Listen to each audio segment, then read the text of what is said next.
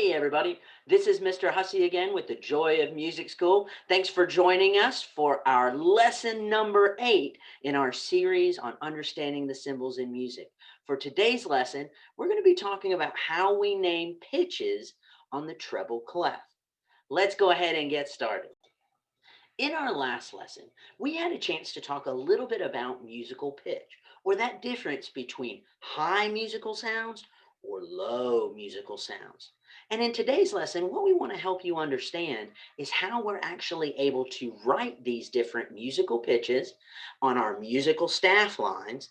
And also, too, when we write these different musical pitches on our musical staff lines, how we're actually able to name these different musical pitches.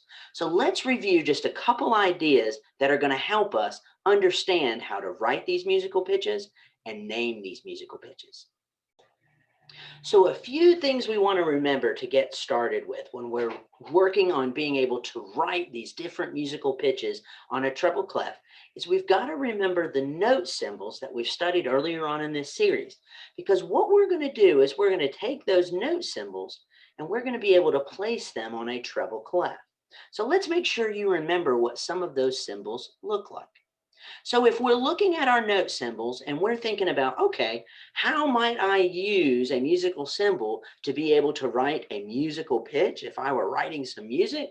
All I would do is take my symbols that are my note symbols here, like a whole note, half note, quarter note, eighth note, or 16th note, and we would simply take that symbol, because remember, the musical note symbols, they tell us when to make sound with either our instrument or our voice. So remember, a musical pitch is a high sound or a low sound. So our note symbols are what we're going to use when we write music, and we're going to place these symbols onto a treble clef. So if we were to look at a treble clef, we know that we're looking at a treble clef because we would see this amazing little curly symbol that we see right here. This is the treble clef symbol. And when we see that treble clef placed on these 5 musical staff lines, it tells us that we're dealing with a treble clef. And we're dealing with pitches and sounds that are recognizable in the treble clef. Treble clef sounds are generally going to be higher sounds. And so what we're going to be able to do is take those note symbols and place them on either a line of the treble clef or in between the lines in the spaces of the treble clef. So if we start placing some musical notes on our treble clef, they would look like this. And this may be a diagram that I'm hoping that you have seen before. And I'll make it just a little bigger so we can see it. As you can see, I've taken whole notes and I've placed them on all the musical pitches that I see that are on the lines of the treble clef. If I see a note and it's written on this very first or bottom line of the treble clef, I know that that pitch's name is E. If I see a musical note symbol that's written on the second line, I know that its name is G. If I see a musical note symbol that's written on the third line of the treble clef, I know that musical pitch's name is B.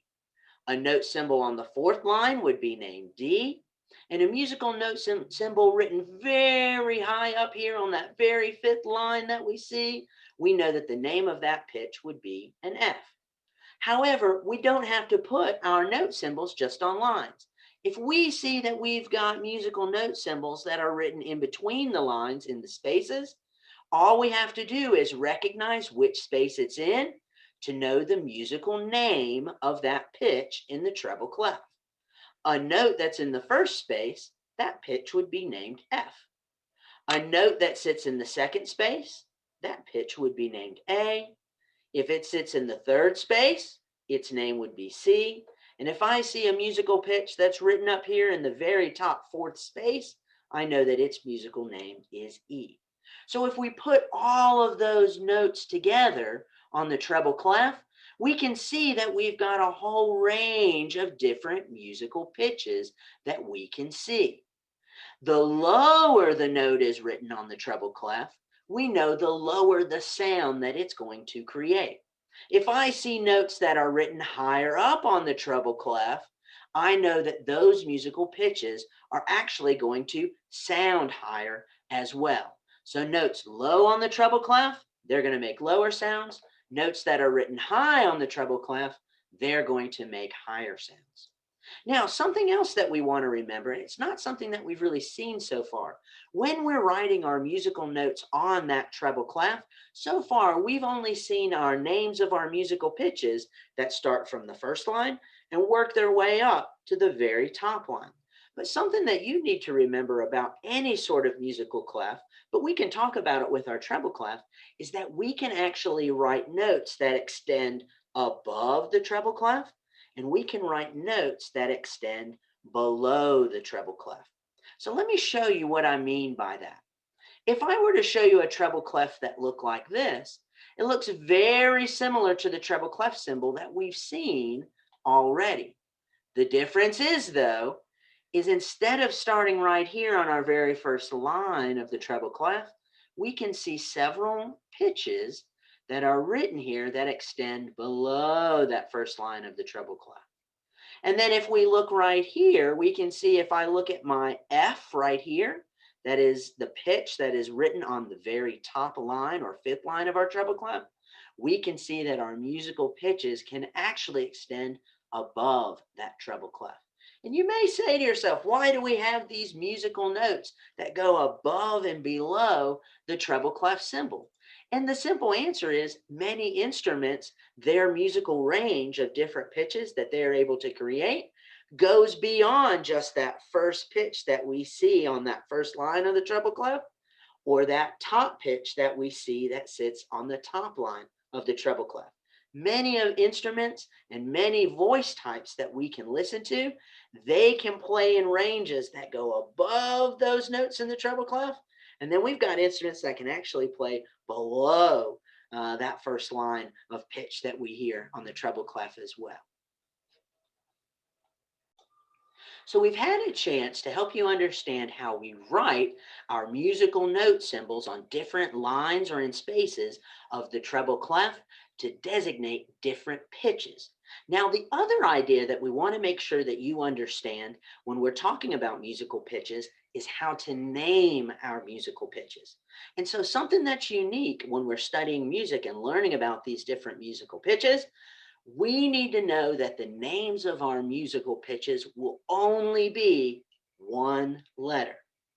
And the musical alphabet that we can use and select from to choose our letters is only going to go from the letter A to the letter G. So that means that our musical pitches can be named either A, B, C, D, E, F, or G. So the names of our musical pitches will only be one letter. So if we look at a treble clef, we're going to be able to see that that treble clef is going to have notes that are on lines or spaces, but it's also going to help us to understand that we're going to be able to look at the notes on the treble clef, and now we're going to be able to name those notes. So if I look at my notes here on the treble clef, I can see that a note that is in the or on the very bottom line, the name of that pitch will be an E. A note that sits in the very first space, its name is going to be F. A note that's on the second line, its name is G. And a note that is on the or in the second space is going to be named A. So when we see our notes from the lines and the spaces all together on the treble clef, we can see that they follow a pattern very similar to the alphabet that you're learning in school. Remember, though, that our musical alphabet only goes from A to G. And when we see those musical pitches on the treble clef, when we get to G, we know that the name of the next musical pitch is going to be A. And then we know that we've restarted the names of our musical pitches, and the subsequent pitches that we see on our treble clef are going to follow the letters of the alphabet. We'll go from A to B to C to D to E to F. So remember, when we're naming our musical pitches, a couple ideas that you want to make sure that you remember and that you notice is check to see if that note is on a line. And if it is, you can easily refer back to some of your diagrams in the lesson video to be able to know that the notes of the lines are going to be E on the first line, G on the second line, B on the third line, D on the fourth line, and F on the fifth line. And we know that our notes that are in between the lines in the spaces, the name of the pitch that is going to be in that first space is F. A note that's in the second space is going to be named A. The pitch that's going to be in the third space will be C. And the pitch name that's going to be in the very top fourth space, its name is going to be E. So for the activities that you're going to see that go along for this lesson, the main skill that you're going to have to be able to demonstrate is if you see a note that is written on a treble clef, can you name that pitch? Can you give us the one-letter name of that pitch? Some other activities that you might see, they might give you the name of the pitch, the one-letter name of the musical pitch, and they may ask you to place a musical note symbol on the correct line or in the correct space on the treble clef to mark and designate where that pitch would be located. And finally, the last activities that you may see, they may ask you to associate a color with a musical pitch that you will see on a treble clef. Basically, all you've got to do is look on your illustration and you should see some different letter symbols. Those different letters correspond to the names of the notes that match to an individual color and is special to the color code of each picture that you might see. So good luck with your activities, and thanks for joining us for our lesson and helping us name the musical pitches. We're about out of time for today. Take care, and we'll see you again soon. Bye-bye.